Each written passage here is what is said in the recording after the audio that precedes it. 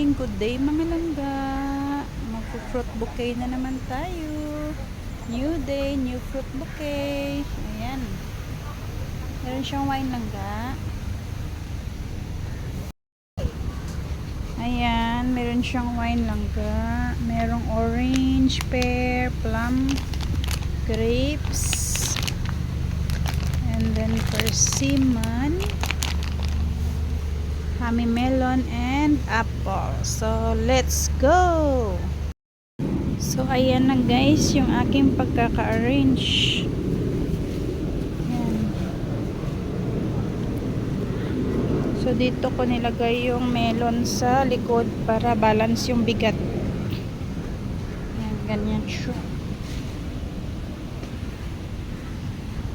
Ayan.